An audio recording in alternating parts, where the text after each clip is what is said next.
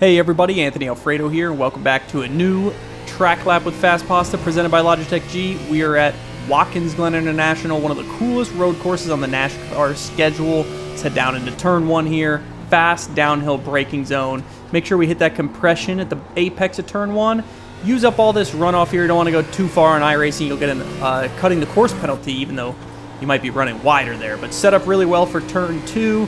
Make sure you get a good angle into three so you can keep throttle down and build great momentum on this back straightaway. The car kind of wants to break loose through there and the back gets light, so positioning is everything.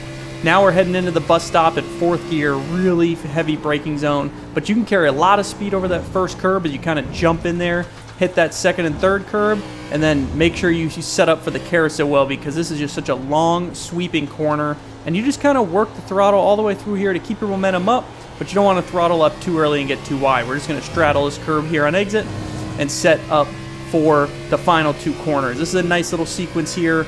Make sure you hit the apex, which is really hard. It's kind of the only true left-hander on the track, so the car doesn't always handle the best there as much as everywhere else, so you make sure you hit your marks there to, more importantly, get through the final corner onto the front straightaway with good momentum.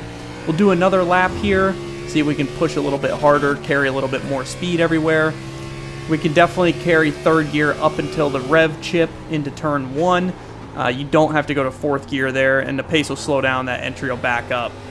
Once again, as wide as we can without getting a penalty to set up for turn two. In this compression, you're going to feed back into the throttle. You notice I was partial throttle on entry, but I waited till the front loaded up and the car set to get back to the gas. Breathe it in through three, get your angle through four, and you're back flat all the way down this straightaway into the bus stop. Again, as close to the guardrail on the right side as possible, just to try to straight line this and get a better angle for the third and fourth curb by getting across the first and second well.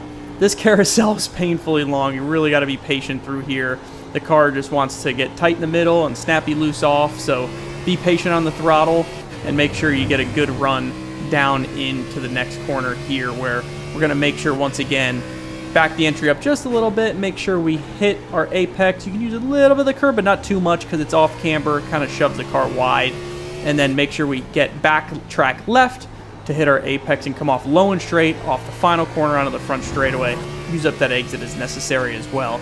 Such a fun racetrack. Good luck in the races this week. This is one of my favorite road courses of all time, and definitely one of the best in the NASCAR schedule. Thanks for watching.